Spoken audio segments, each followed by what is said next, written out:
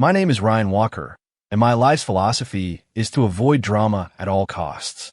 That philosophy went up in flames the day Chloe Fisher slapped a note on my desk, and the entire lecture hall lost its mind. "Ryan," she said, "I'll give you 3 days to think it over." I figure it was just another one of the Campus Queens games. The next day, she moved into the apartment across the hall from me. The day after that, she became my partner on the biggest project of the semester. And now, she has me cornered in the stairwell, her eyes shining with a terrifying intensity. "The offer expired," she whispered, leaning in. "But for you, I'll let you jump the line." 1. My name is Ryan Walker. I'm a junior in the design program, and my favorite thing in the world is peace and quiet. Lately, though, that's been in short supply. And it's all Chloe Fisher's fault. It started on a Monday morning. I slipped into class just as the lecture was starting, but my usual slacker seat in the back was already taken. I had no choice but to grimace and take the only open spot, front row center. The professor was droning on when I felt a poke on my arm. It was Chloe, the star of our department, the girl half the guys on campus would kill for a date with. Basically, someone from a different planet. She didn't say anything, just slid a folded-up sticky note onto my textbook. It was pink. My stomach dropped.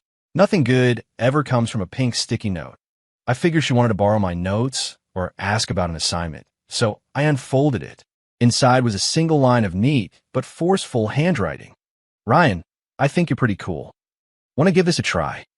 I nearly choked on my own spit. My head snapped up to look at her. She was propping her chin on her hand, her eyes curved into a crescent moon smile, like a fox who'd just cornered a rabbit. The professor's gaze swept over our row, and I quickly crumpled the note into a ball and shoved it deep into my jeans pocket. For the rest of the lecture, the back of my neck burned. I could feel her staring at me the entire time. The second the bell rang, I grabbed my bag and made a break for it. Chloe's hand shot out and snagged my backpack strap. "Hey, what's the deal? You see my note and run." "No deal," I muttered, tried to yank my bag free. She had an iron grip. "Okay, then give me a straight answer," she said, stepping in front of me and tilting her head up to look me in the eye. Sunlight streamed through the window, making the flyaways in her hair glow like a halo. The few students still lingering in the classroom were already starting to whisper. "What's going on? Is that Chloe Fisher and Ryan Walker?" "No idea. Why is she even talking to him?" My scalp prickled. "Chloe, don't mess around." "Who's messing around?" Her smile vanished, replaced by a look of surprising seriousness. "Ryan, I'm giving you 3 days to think about it." "Think about what?" "About being my boyfriend, obviously," she said, as if it were the most natural question in the world, like asking if I'd had lunch yet. I didn't answer. This scenario was so far outside my emergency preparedness plan, I didn't know how to react. She didn't seem to mind. She leaned a little closer, and I caught a faint, clean scent of citrus. 3 days. I'll come get your answer then." With that, she let go of my backpack, gave me a little wave, and walked away, leaving me standing at the classroom door like an idiot. The crumpled up note in my pocket felt like it was burning a hole through my thigh. 2. Back at the dorm, my roommates were in the middle of a loud and chaotic gaming session. The second I walked in, our RA Ben let out a whoop. "Dude, Walker, you're famous." My heart sank. Another roommate shoved his phone in my face.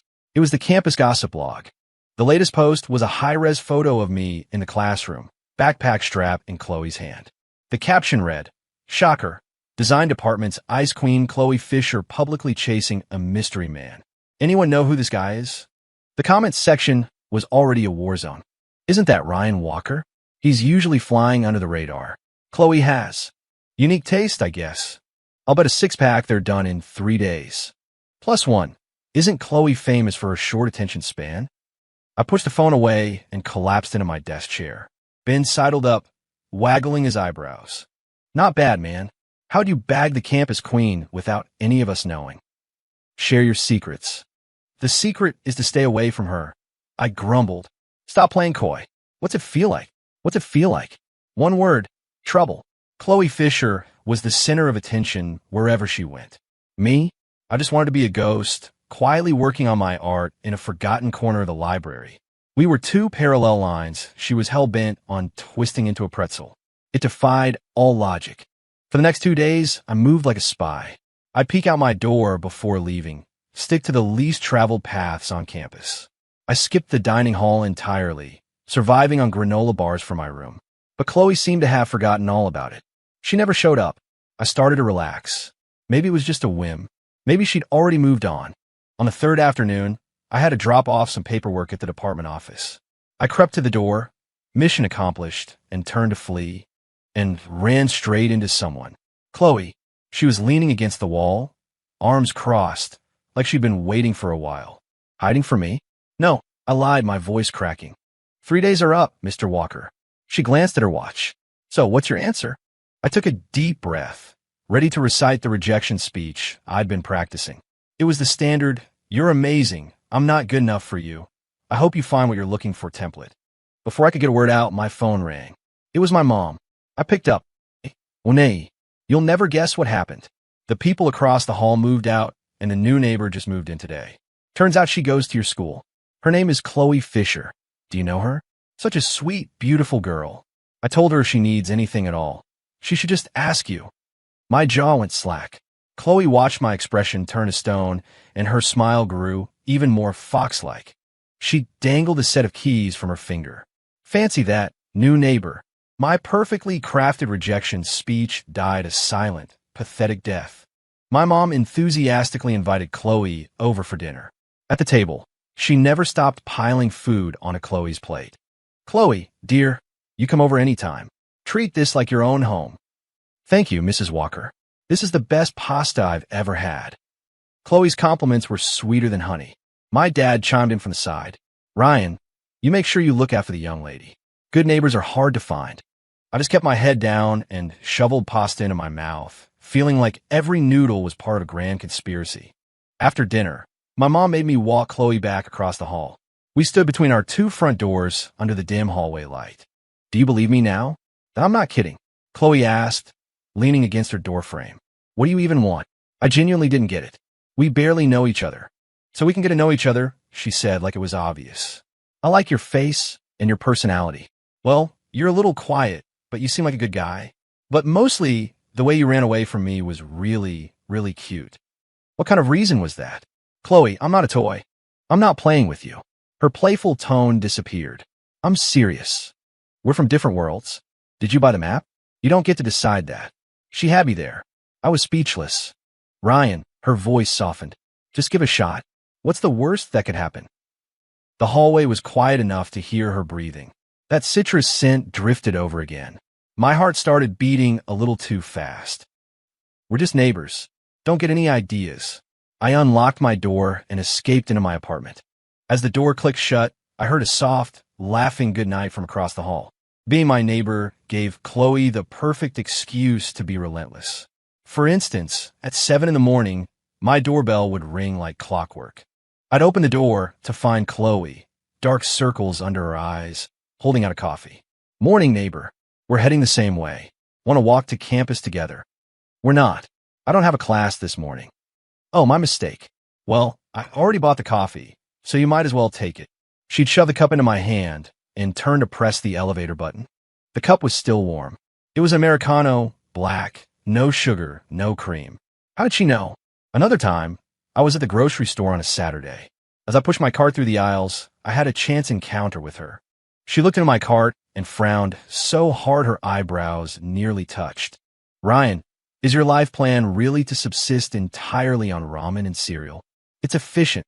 Without another word, she started tossing things into my cart. Broccoli, chicken breasts, a carton of eggs. "You need a balanced diet or you'll go bald." At checkout, she insisted on separating her items from mine. "We're going Dutch," she said with a serious face. "I may be pursuing you, but we need to keep our finances clear." I stared at the pile of healthy food on the conveyor belt that was obviously for me and didn't say a word. The final straw was when the department posted the teams for the new corporate partnership project. My name, Ryan Walker, was listed right next to Chloe Fisher. Our supervising professor even pulled me aside for a chat.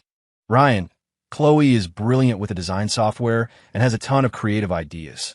The two of you will complement each other perfectly. I'm expecting great things from this team." I looked over at Chloe, who was standing beside the professor with an expression of pure, innocent surprise. Could there be any more coincidences? 5. The project had to be done. There was no escaping it now. We agreed to meet in a study room at the library. Chloe showed up with her laptop, fully prepared. Her ideas were clear, and she had one creative spark after another. I had to admit, she was brilliant, not just a pretty face. Halfway through our session, her phone buzzed. She glanced at the screen and immediately declined the call. A few seconds later, it buzzed again. She declined it again. Spam call, I asked offhandedly. No, she pursed her lips. A guy who's trying to ask me out. It's super annoying. My hand paused on my keyboard. See, being pursued can be pretty annoying, right? I said, trying to make a point. She looked up, her eyes sparkling. That's different. How is it different? It's annoying when he does it because I don't like him. It's annoying when you run from me because you do like me. You just won't admit it. My brain nearly short-circuited. What kind of twisted logic is that? Chloe, logic, she said, lifting her chin proudly. So, are you admitting you like me? Let's just get back to work. 6. The project went more smoothly than I ever could have imagined. Chloe and I worked together with a kind of infuriatingly perfect synergy. I would build the framework and sweat the details. She would handle the concepts and visual polish. Often, I'd just have to glance in a certain direction, and she'd know exactly the effect I was going for. That kind of chemistry scared me. On Friday night, we were working late in the study room to meet a deadline. A thunderstorm had rolled in, and rain was lashing against the windows. We finally finished a critical section. I let out a long breath and leaned back in my chair. Chloe was just as exhausted, slumped over the table. Her head turned to look at me. Ryan, I'm starving. Order pizza? Who's going to deliver in this weather? She blinked at me. Your place is close by.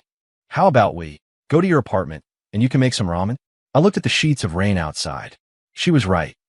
Fine. Back in my apartment, I dug out 2 packets of instant ramen, added a couple of eggs, and threw in some greens.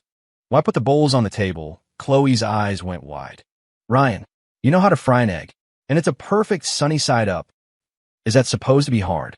She buried her face in the bowl and slurped the noodles down like a starving kitten. This is amazing. It's better than my mom's cooking. Watching her exaggerated performance, I couldn't help but want to smile. After we finished, she insisted on washing the dishes. The sound of running water filled the small kitchen. Her, standing there at my sink, somehow didn't feel out of place. It felt harmonious. I immediately crushed that thought. The rain had let up. It was time for her to go. I walked her to the door. She suddenly turned. Ryan, it's been way more than 3 days.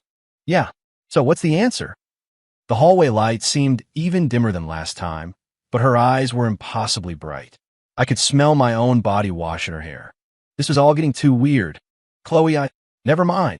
She cut me off with a small smile. It's painful watching you squirm. Let's just say the offer expired. My heart felt strangely hollow for a second. But then she leaned in closer, her voice dropping to a mischievous whisper. But for you, I'll let you jump the line. Before I could process that, she opened her door and slipped back into her apartment, leaving me standing alone in the hallway, my heart pounding like a drum. Jump the line? What the hell did that mean? 8. I found out what jumping the line meant the very next morning. When I opened my door to head to class, there was a paper bag hanging on the doorknob. Inside was a breakfast burrito and a hot coffee. A pink sticky note was attached to the bag. Line jumper perk number 1. Breakfast of champions. P.S. You have to finish it. I stood there, holding the warm coffee. The apartment across the hall was silent. These perks started appearing more and more frequently. Sometimes it was an apple with a goofy face drawn on it in marker. Sometimes it was an extra copy of review materials she printed out. Sometimes it was a pack of throat lozenges tucked into the side pocket of my backpack. She had stopped the loud, public pursuits and switched to a quieter, more consistent strategy. It was everywhere, but always maintained just enough distance that I never had a clear chance to say no. The day before our project presentation, we were doing one final run-through of the slideshow. At a critical moment, my design software froze, then crashed completely. When I reopened it, the entire section I just finished was gone. Unsaved. I stared at the blank screen, my blood running cold. That was the core of our presentation for tomorrow. It's over was all I could think. Chloe leaned over to look. It's okay, she said, patting my shoulder. I remember most of it. I'll rebuild the visuals. You just tell me the specs. She pulled her own laptop over, opened the software, and her fingers started flying across the keyboard. That section had been her creative brainchild, and she remembered it with perfect clarity. We put our heads together and worked late into the night, finally managing to restore about 90% of it. Save. Shut down. I was so tired I could barely keep my eyes open. Thanks, I said, and I meant it. You're welcome, she replied with a yawn. Come on, your personal escort will see you home. 9. The presentation was a huge success.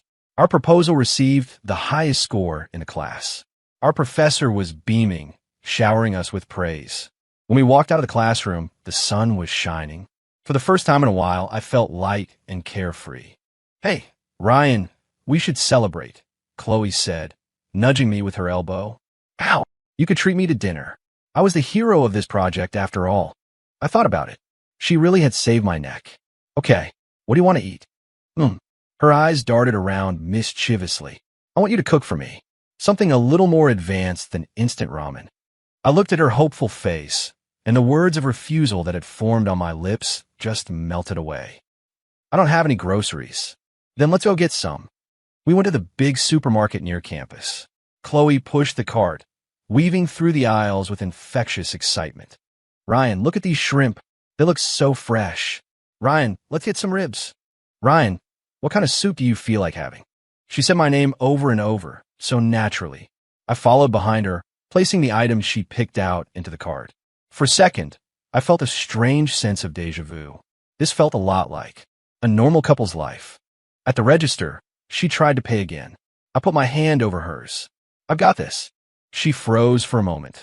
Then a slow smile spread across her face, her eyes curving into crescents. Okay. 10. My kitchen wasn't big enough for 2 people. I was on main cooking duty, and Chloe volunteered to be my sous chef. She managed to splash water everywhere, just washing vegetables. Her attempts at slicing a tomato resulted in a mangled, uneven mess. I couldn't watch anymore. All right, Your Highness, why don't you go wait in the living room before you hurt yourself? I'm learning, she mumbled indignantly, but she obediently went out. As I cooked, I could hear the TV in the living room and the sound of her humming along to a commercial jingle. A part of me, deep inside, felt like it was softening in the warmth of it all. I managed to pull off 4 dishes and a soup, and it all actually looked and smelled pretty good. Chloe took about 50 pictures from every possible angle before finally picking up her fork. Every bite was followed by a compliment. Ryan, you're a genius. This pasta carbonara is to die for. Whoever marries you is going to be the luckiest person alive. I kept my head down, but I could feel my ears getting hot. After dinner, she insisted on washing the dishes. I didn't stop her. The sound of running water filled the apartment as I sat on the couch. For the first time, I thought that having another person's presence in my home wasn't so bad. It took her forever to finish. She emerged with her hands bright red. I think I used too much soap. I had to rinse them about 100 times, she said, embarrassed. I looked at her hands. You should wear gloves next time. I regretted it the moment I said it. Next time. But she latched onto the phrase, her eyes lighting up. Okay, next time I'll wear gloves. She checked the time. It was getting late. I walked her to the door. She stood outside, just looking at me. Ryan, that was the best meal I've ever had. You were exaggerating. No, really, she said, her expression completely serious. Especially because I was eating it with you. The hallway light still hadn't been fixed, and her silhouette was soft in the dimness. But her eyes shone like stars. That soft spot in my heart started acting up again. The floor's wet. Be careful, I said quietly. She smiled and waved. I know. Good night, Ryan. The door across the hall clicked shut. I leaned against my own door and sighed. Ryan, you're losing this fight. 11. The line jumper perks started to level up. It was no longer just breakfast and sticky notes. One night, when I was up late working on a drawing, I got a text from her. Neighbor, there's a surprise at your window. Skeptical, I walked over to the window. Across the way, in her apartment window, she had used glow sticks to create a crooked, wobbly, smiley face. Underneath, it were 2 words, G.O. sleep. I couldn't help but smile. I texted back, it's hideous. Her reply was instant. It's the thought that counts. Now go to bed. Another time, our class went on a sketching trip to the countryside. On the bus, she naturally slid into the seat next to me. The bus was noisy, so she handed me one of her earbuds. Listen to this. It'll drown out the noise. The music was some loud indie rock band she loved, but somehow I listened to the whole album. As we were getting off the bus, she leaned in and whispered, "Your ears are red." I instinctively touched my ear as she laughed and ran off. Ben and the guys started looking at me with more and more suspicion. "Walker, just tell us the truth. What base are you on? Not even on the field. Liar. You guys are always together. You're project partners, and the way she looks at you could melt steel. You're seeing things." I denied it, but deep down I knew he was right. 12. The sketching location was an old town with stone-paved roads and a small, clear river. During our free time, I found a quiet spot by the river and set up my easel. Just as I got my paints ready, Chloe found me. She didn't bother me, just found a large rock nearby to sit on, doodling in a small notebook. Sunlight filtered down through the willow trees, dappled and warm. The only sounds were the scratching of my pencil and the occasional chirp of a bird. It was a comfortable silence. When I was nearly finished, I stretched and glanced over at her. She was hugging her knees, the notebook resting on her lap, her head bobbing. She'd fallen asleep. The wind blew a few strands of her hair across her face, and she mumbled something in her sleep. She looked kind of silly. I put down my pencil, walked over, and gently took the notebook before it could slide off her lap. It was filled with little cartoon drawings of me. There was me, frowning at a piece of paper. Me, slurping instant ramen. Me, with a serious expression, sketching by the river. Next to them were speech bubbles. Silly Ryan, is ramen really that good? And why so serious? I found myself smiling as I flipped through the pages. On the last page was a drawing of her, asleep on the rock, with a cartoon version of me draping a jacket over her shoulders. Next to it, she had written in small letters, "Hope this comes true." I looked up at the sky. The sun was pretty strong. I took off my light jacket and gently laid it over her. I was as careful as I could be, but she still woke up. She blinked her eyes open, saw me, then the jacket, and her whole face lit up. "Ryan, the sun's bright. Don't sleep here. You'll catch a cold," I said gruffly, turning back to pack up my art supplies. I could feel her gaze on my back, and I knew she was smiling. 13 on the bus ride back. She was full of energy, chattering away. "You look really handsome when you're drawing. You know that? What brand of paints do you use? Ryan, can we go sketching again sometime?" I closed my eyes and pretended to be asleep, occasionally grunting in response. She didn't seem to care, happily talking to herself. As the bus swayed, her voice grew quieter. Her head tilted to the side and came to rest on my shoulder. My whole body went rigid. I could smell that faint citrus scent in her hair, mixed with the smell of sunshine. I didn't move. The driver hit the brakes suddenly, and she started to slide. Without thinking, I put my arm out to steady her head, gently guiding it back to my shoulder. After I did it, I froze, surprised at my own actions. Watching the trees fly by outside the window, I gave in. Forget it. 14 after that, something felt different. I still hadn't officially said, "Let's be a couple." But when Chloe brought me coffee, I would take it without protest. When she ran into me at the grocery store and threw healthy food into my cart, I stopped arguing. When she came over for dinner, I'd make an extra dish. When she washed the dishes, I'd stand nearby and watch, reminding her not to drop anything. It was a silent understanding. Until her birthday, she started dropping hints a week in advance.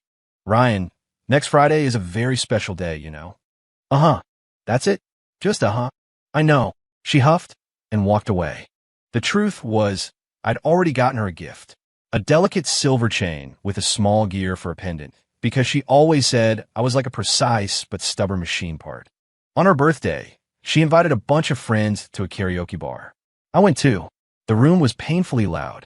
She was surrounded by her friends, laughing and having the time of her life. When it was time for the cake, everyone started chanting for her to make a wish. She closed her eyes, looking incredibly serious. Then she opened them and looked right at me, her eyes sparkling.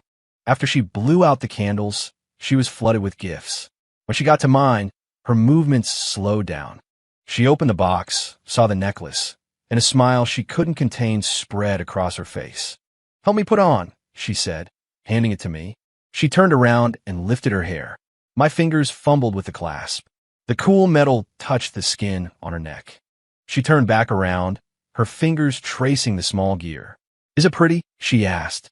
The light in the karaoke room was dim, the lyrics on the screen casting shifting colors on her face. "Yeah, it is," I said. She beamed, then leaned in close, her voice a whisper against the booming music. "This is the best gift I've ever gotten." No one else noticed us in the chaos, but I felt like my heartbeat was loud enough to overpower the speakers. 15, it was late when we finally left the karaoke bar.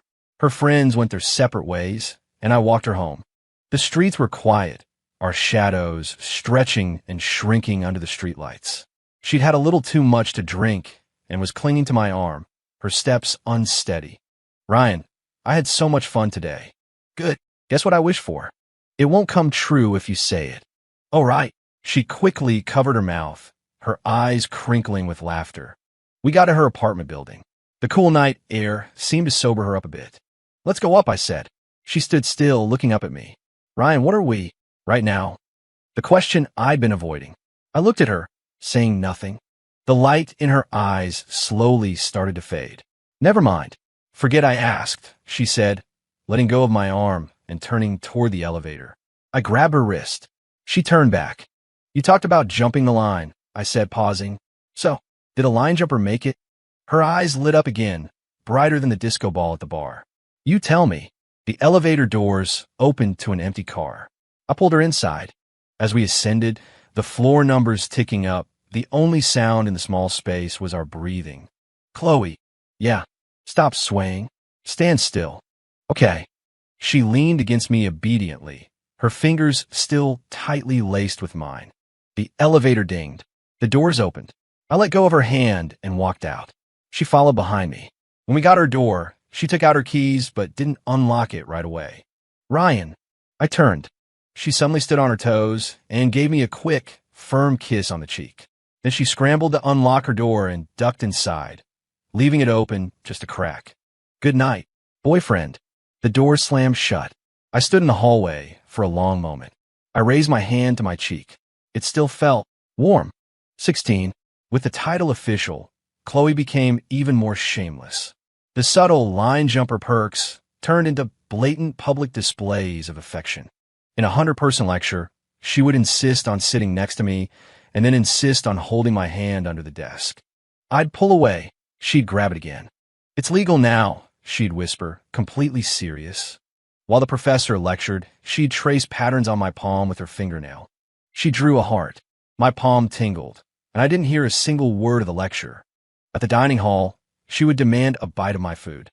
"Yours looks better. Give me some." Then she'd just reach her fork over into my plate. The other students would give us knowing looks. Ben and the guys would just start catcalling. "Whoa, Walker, get a room." Chloe would just smile sweetly and reply, "Jealous. Go find your own." I just keep my head down and eat, feeling my face flush. But I didn't hate it. 17. The piece didn't last long. Trouble, as I predicted, finally arrived. The guy who'd been chasing Chloe, Blake, found out we were together. He cornered me at the basketball court. I had just finished a game and was covered in sweat. Blake and a few of his buddies blocked my path, and they didn't look happy. "Walker, we need to talk. If you have something to say, say it." "You and Chloe. For real?" "Yeah." His face darkened. "What's so special about you?" I had no idea how to answer that. Ben and my other roommates came over. "Blake, what's your problem?" The tension was thick. Suddenly, Chloe came running up out of breath. Someone must have tipped her off. She planted herself directly in front of me. "Blake, will you get a rest? Who I'm with is none of your business." Seeing Chloe protecting me like that, Blake's expression turned even fouler. "Chloe, you picked this quiet loser?" "Yes, I did. And he's 1,000 times better than you." Chloe shouted. "If you ever bother him again, you'll have to deal with me." Blake stared at us for a few seconds, then let out a cold laugh and walked off with his friends. Chloe finally turned to me, looking me up and down. "Are you okay? Did he do anything to you?" "I'm Fine." I looked at her flushed, angry face and my heart softened. "How'd you get here so fast?" "Ben texted me." You think I was going to let him get away with that? She said, glaring at me. If he ever comes near you again, you call me immediately. I reached up and wiped a bead of sweat from her forehead with my sleeve. Okay. She froze for a second, her face turning a little red. Ben and the guys started making exaggerated gagging noises. Oh my God, I can't watch this. 18. After the incident with Blake, our relationship was basically public knowledge. The campus forums were buzzing for a few days. There were opinions of all kinds. Some people were happy for us. Some were taking bets on how long we'd last, and most were just there for the drama. I didn't bother reading any of it. Chloe, on the other hand, read every single comment with relish, even reading them out loud to me. Listen to this one. Ryan must have saved the galaxy in a previous life. See, they get it. And this one, just waiting for the breakup. Ugh, they can wait forever. I took her phone and locked the screen. Stop reading that stuff, it's dumb. It's not dumb, it's hilarious, she pouted. Anyway, now that you're my official boyfriend, you need to do boyfriend things. Like what? Dates. We have to go on dates. Movies. Shopping. That's what normal couples do. I felt a headache coming on. Can we pick something quieter? Like studying together at the library? That I can do. And so, we spent our weekend at the city library. It was a complete failure. We got zero studying done. Every few minutes, she'd poke me to show me a funny meme. Then she'd rest her head on my arm and whisper, I'm sleepy. Then she'd pass me a note. Boyfriend, you look really handsome when you're focused. I looked down at her neat handwriting, then at her big, blinking eyes and sighed. I closed my book. Okay, we're done here. Let's go. Where are we going? She asked, instantly perking up. I don't know. Just for a walk. 19, we ended up just wandering the streets. No destination, just a slow walk down a tree-lined avenue. Her hand was small and soft in mine. It was fall, and the leaves were turning yellow. They rustled as they fell from the trees. She'd run ahead to stomp on them, delighting in the crunching sound. Ryan, look, that leaf looks like a heart. Ryan, can we get some of those roasted chestnuts? Ryan, look, they're selling balloons. She had the boundless energy of a child. I followed behind her, paying for things, holding her stuff. She walked on, holding a balloon and eating chestnuts, a smudge of sugar at the corner of her mouth. Here, have one, she said, holding up a perfectly peeled chestnut to my lips. I leaned down and ate it. It was sweet. Good, right? She asked, her eyes shining. Yeah. Satisfied, she skipped ahead, humming a tuneless song. I watched her back, her ponytail swinging with every step, and I suddenly thought that these noisy, chaotic days weren't so bad after all. We found a bench in a small park and sat down. The setting sun painted the sky in shades of orange and red. She leaned against me, playing with the string of her balloon. Ryan, do you think we'll ever fight? Probably. Well, even if we fight, we're not allowed to break up. Okay, pinky promise, she said, holding out her little finger. It felt childish, but I hooked my finger around hers. Seal it, she said, pressing her thumb to mine. After the ritual was complete, she seemed to relax and lean back against me. Ryan, I like you. The wind rustled the leaves in the trees. I didn't say anything. I just pulled her a little closer. Some things don't need to be said out loud. She seemed to understand. She gave a small, contented laugh and didn't press the issue. The balloon string was wrapped around her finger, swaying gently in the evening light. Just like this moment. Simple and incredibly peaceful. 21 graduation season arrived like a sudden storm. A feeling of farewell began to permeate the campus. Graduation photos, signing yearbooks, final dinners with friends. Chloe was a year behind me, but she seemed more anxious than I was. She'd follow me around, asking, Ryan, how's the job search going? Ryan, which city is that company in? Ryan, do they provide housing? Is it nice? I had landed a pretty good offer with a design firm in a major city, but it was far from where we went to college. Chloe still had another year of school left. This problem was a small, hard pebble stuck between us. One evening, we were taking a walk around the athletic track. She was kicking at the rubber pellets, quiet for a long time. What's wrong? I asked. She stopped and looked up at me, her eyes looking a little wet in the dark. You're leaving, Ryan. Yeah, I start next month. It's so far away, she said, her voice muffled. We won't be able to see each other whenever we want. I took her hand. There are holidays, and we can video chat. It's not the same. She pulled her hand away, then immediately grabbed it back, clutching it tightly. Long distance is hard. What if you get distracted by all the exciting things in the big city and you don't want me anymore? I looked at her, her face a mask of serious concern. I wanted to laugh, but my heart also ached for her. I won't. How do you know? There are so many pretty girls out there. Because I paused, looking her directly in the eye. Dealing with you is enough trouble for one lifetime. She stared at me for a second, then punched my arm lightly. Hey, am I that much trouble? The most trouble, I said, nodding seriously as I pulled her into a hug. Which is why I have to keep an eye on you. So, you don't go bothering anyone else. She was quiet in my arms for a few seconds, then she whispered, You'd better keep your word. 22 The last few weeks before leaving were a blur. Finalizing paperwork, packing boxes, saying goodbye to my friends. Ben slapped me on the back. Walker, you go out there and kill it.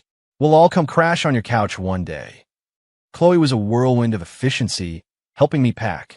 She organized all my design sketches perfectly, complaining as she worked. Ryan, is this supposed to be me? Why did you make me look so weird? This one's okay. Wait, when did you draw this? She held up a sketch. It was the one from the riverbank, of her asleep. I'd been pretty detailed, even capturing the few strands of hair that stuck up. I felt a little embarrassed and tried to take it back. It was just a random doodle. She dodged, clutching the drawing to her chest. This one's mine now. No take-backs. While clearing off the top of my bookshelf, she found a small box. What's this? Hiding treasure. It was the box from the necklace I'd almost given her for her birthday. After I gave her the other one, I just tossed the empty box up there. She opened it. It was empty, but on the inside of the lid, in tiny pen script, was a line I'd almost forgotten I'd written. I hope she's always this happy. I'd scribbled it down on a whim the day I was wrapping it. Chloe stared at the words for a long time. Then she closed the box, placed it gently back on the shelf, and didn't say a word. She went back to packing, but the tips of her ears were red. 23 The night before I left, we had dinner at my place. The apartment was barren, which made it feel huge and hollow. We ordered takeout and sat on a picnic blanket on the living room floor. Just like that first time she'd come over for ramen. The mood was a little somber. After we ate, she helped me do a final check. Got your charger? Yep. Basic medicine. Packed. ID, bank cards. All set. She looked around the empty apartment. There was nothing left. Okay, let's go, she said, standing up, her voice artificially cheerful. I'll walk you to the station. I reached out and took her hand. Chloe, yeah. As soon as I'm settled, you should come do your internship there. Her eyes blinked. Is that your way of asking me to move in with you, Mr. Walker? Yes. I looked at her. Are you in? She broke into a huge grin and threw her arms around my neck. Yes. Of course I'm in. You're not getting away from me. 24 The train station was a chaotic mess of people. After checking my luggage, there was still some time before departure. We stood in a corner of the waiting hall, not knowing what to say. The announcer called out train numbers over the intercom. They're starting to board, I said. Oh, she kept her head down, fidgeting with my fingers. Take care of yourself. You too. Eat real food. Don't live on ramen. I know you sound like my dad. Call me if you need anything. Uh-huh. The final boarding call echoed through the hall. I picked up my backpack. I'm really going now. She suddenly looked up. Her eyes were red, but she was fighting back tears. Ryan, she sniffled. Lean down. I did as she asked. She gave me a quick, hard kiss. There. It's sealed. You're mine now, so you'd better behave yourself out there. I looked at her, trying so hard to be fierce, and my heart melted. Okay. I turned and walked toward the gate. I didn't look back. I knew if I did, she would start crying, and I probably would too. 25 New city, new job. Everything was starting from scratch. The apartment I rented was tiny, but it had a south-facing window. I put a photo of me and Chloe on my nightstand. The first thing I did every day after work was call her. She would show me the new coffee shop that opened near campus, show me the latest weird gadget she bought, and fill me in on all the gossip. I would show her the still mediocre dinners I cooked for myself and the city lights from my window. The days flew by in a stream of video calls and text messages. We fought sometimes.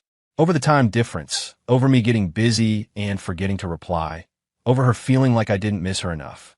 But after every fight, she was always the one who couldn't stand it anymore and would send a goofy sticker to make peace. Or I would order a bouquet of flowers to be delivered to her dorm. The hardship of being apart was real, but knowing someone was waiting for you on the other end made everything feel full. 6 months later, I was finally getting the hang of my job. I did well on a major project and got a nice bonus. The first person I called was Chloe. I got my bonus. Wow. Congratulations, boyfriend. How are you going to celebrate? I'll book you a flight. You're coming here next weekend. There were 3 seconds of silence on the other end of the line, followed by a piercing scream. Are you serious? Oh, Ryan, I love you. The day she arrived, I got to the airport 2 hours early. When the arrivals board flashed, landed, my palms started to sweat. I scanned the crowd pouring through the gates, and I saw her immediately. She was wearing a bright yellow sweater, pulling a suitcase, her head whipping back and forth. When she saw me, her face lit up. She let go of her suitcase and ran, crashing into me like a cannonball. Ryan, I missed you so much. I held her tight, breathing in that familiar citrus scent. The empty space in my chest was finally full again. Yeah, I said, my voice thick. I missed you too. 27 that weekend, I showed her my new city. We went to my grocery store, walked the route I took home from work, and ate at my favorite little restaurants. She held onto my arm, curious about everything. Ryan, your office building is so tall. Ryan, this park is way bigger than the one at school. Ryan, that ice cream place looks amazing. That night, we went back to my tiny apartment. She did a full inspection, then nodded. Not bad. You kept it clean. It's not a total pigsty. Then she opened her suitcase and started pulling things out. A pair of goofy slippers for me, a matching pair to hers. A mug she'd made in a pottery class, charmingly lopsided. My favorite brand of body wash, because she said she remembered the scent. And enough snacks to fill my entire empty fridge. The tiny apartment was instantly filled with life. When she was done, she stood with her hands on her hips, looking around with satisfaction. There! Now it feels right. I came up behind her and wrapped my arms around her, resting my chin on her shoulder. Feels like what? Like a home, silly. 28 taking her to the airport on Sunday night was a little easier than last time. At least her eyes weren't red, and I could speak in complete sentences. Be safe on your way back. I will. Don't stay up all night working on your thesis. You too. Don't work so much overtime. Text me when you land. Okay. She went through security, then turned and waved at me frantically, shouting, Ryan, wait for me to graduate. I waved back, watching her disappear into the crowd. My heart felt a little empty again, but this time it was filled more with anticipation than sadness. On the subway ride home, I got a text from her. It was a picture of the photo frame on my nightstand. She'd replaced our old photo with a new one from this trip. We were at the airport, both grinning like idiots. Below the picture was a line of text. Reconnaissance complete. Next time, it's a permanent deployment. 29 time moves quickly when you have something to look forward to. Chloe buried herself in her final thesis project, and my work entered a critical phase. Our video calls became shorter, but we never missed our goodnight texts or voice messages. The day of her thesis defense, I was in a meeting at work with my phone on silent. When the meeting ended, I saw over a dozen missed calls, all from her. My stomach clenched. I immediately called her back. She picked up on the first ring. Ryan. Her voice was choked with tears. My heart dropped. What's wrong? Did you not pass? No. She sobbed. I got distinction, top of the class. I let out a breath I didn't realize I'd been holding and started to laugh. Then why are you crying? Because I'm so happy, she said, laughing and crying at the same time. Ryan, I can finally come to you. I can really, truly come now. Listening to her joyful, incoherent rambling, I looked out the window at the sprawling city lights. This place, which had once felt so alien, was finally about to become our home. 30 the weekend after Chloe finished all her graduation paperwork, I flew back. I helped her pack up her apartment and arrange for shipping. She had way more stuff than I'd imagined, especially her art supplies and design portfolios. These are my babies. We can't leave them behind, she directed, a sheen of sweat on her forehead. After 2 days of chaos, We were finally done. The night before we left, we took Ben and the guys out to dinner. A farewell and a celebration. Ben had too much to drink and slammed his hand on the table. You two better make it work. You're our class's best hope for a real-life fairy tale. Chloe just laughed and leaned against me. You bet we are. Later, walking her back to her parents' house, we found them waiting for us outside. Her mom's eyes were red as she held Chloe's hands, giving her a long list of instructions. Then she looked at me. Ryan, you take care of our girl. You hear? I nodded. You have my word, Mrs. Fisher. Her dad didn't say much, just gave my shoulder a firm, solid squeeze. Chloe hugged her mom, her own voice getting thick. All right, it's not like she's never coming back, her dad said. Go on up. You have an early flight. Before going inside, Chloe turned and waved energetically. Bye, Mom.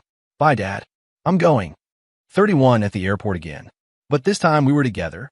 She held our boarding passes, looking around with pure excitement. Ryan, once we leave this time, it'll be a long while before we're back, right? Yeah, probably not till Christmas.